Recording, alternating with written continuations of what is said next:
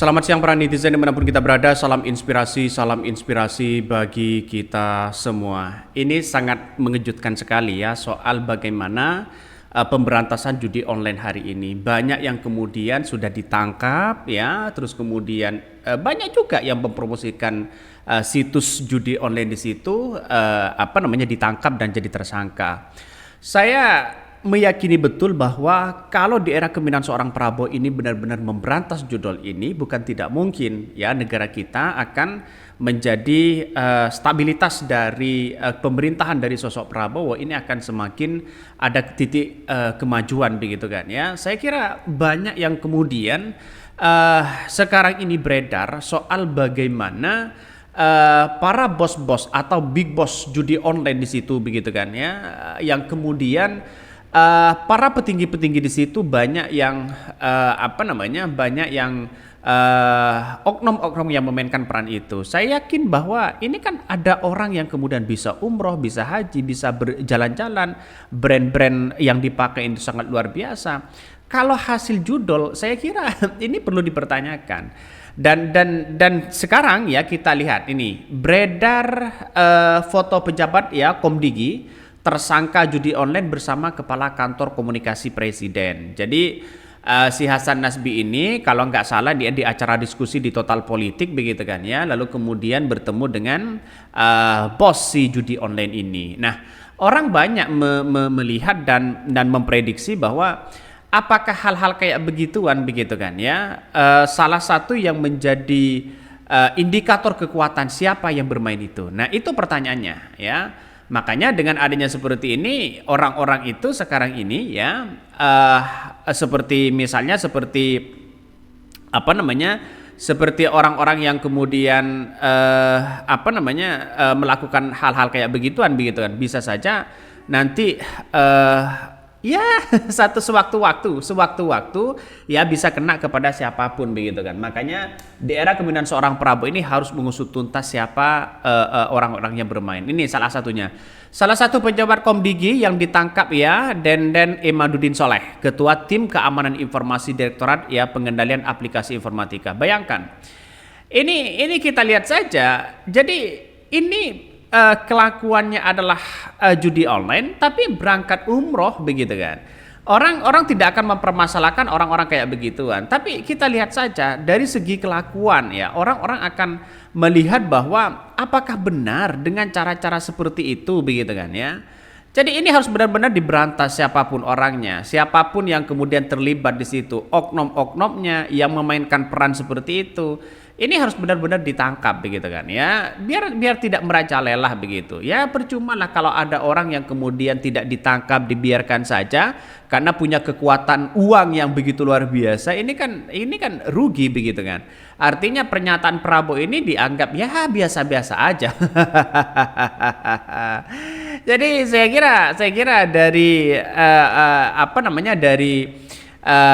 menjadi bos situs online ini, saya kira ini akan menjadi kekuatan bagi mereka bagaimana untuk bisa meraup uang sebanyak-banyaknya. Ini Denden Imaduddin, karyawan Komdigi yang jadi salah satu tersangka ya pelindung situs judol. Wah, keren ini. Foto dengan siapa? Banyak di situ begitu. Makanya dengan adanya seperti ini, masyarakat kan akan tahu begitu kan ya, siapa pemain-pemain itu di dalamnya. Makanya Prabowo harus benar-benar bertindak di situ ya, bertindak di situ. Ini lagi ya, gaya hidden ya, Denden Imaduddin Soleh, pejabat Komdigi yang diduga terlibat situs judol, ternyata gemar umroh ke tanah suci. Kira-kira dia berdoa apa saja di depan Ka'bah? Ini komentar dari netizen ya, itu pakai jam Richard Mille ya, nggak paham mereknya tapi yang jelas mahal. Ini banyak sekali komentar-komentar dari netizen begitu kan ya. Artinya apa? Artinya salah satu yang menjadi indikator kita ya, judul ini punya jaringan yang begitu luar biasa. Makanya DX itu meminta Budi Ari ya untuk memeriksa anak buahnya begitu kan ya. Jangan-jangan ada yang kenal, jangan-jangan ada yang tidak begitu. Maka ada yang mengatakan polisi harus periksa Budi Ari. Nah, ini yang kemudian ya trending ya hari ini di X begitu kan ya. Kalau Budi Ari ini diperiksa, lantas bagaimana begitu kan? Ya bisa saja nantinya akan menemukan titik temu siapa yang bermain, ya. Apakah kalau Denden ini akan dijadi tersangka, dia akan dia akan bernyanyi siapa yang bermain di situ. Nah, bisa saja akan bernyanyi begitu kan ya. Bisa saja akan bernyanyi di situ. Makanya dengan adanya seperti ini kabarnya Denden ini masuk batal ya maju Pilkada Sumedang ya dari partai apakah sudah mendaftar ke Partai Gerindra atau tidak. Ini kan masih belum lihat begitu apakah menjadi Partai Gerindra ya kader Partai Gerindra atau tidak ya.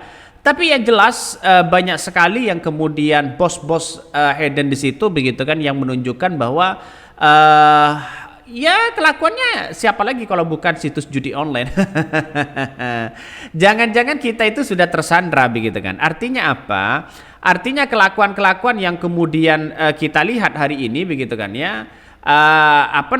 Dari segi Pilpres kemarin, wah begitu banyak begitu kan ya. Orang-orang yang kemudian uangnya tidak hanya sedikit di situ, pasti banyak lah ya, pasti banyak. Makanya dia kalau ditanya masalah masalah ASN, masalah pekerjaannya, dia kan menjawab begitu kan. Tapi kita lihat saja sangat disayangkan sekali begitu. Ini harus benar-benar diperiksa siapapun orangnya karena ini akan merajalela sampai kapanpun ini akan merajalela begitu.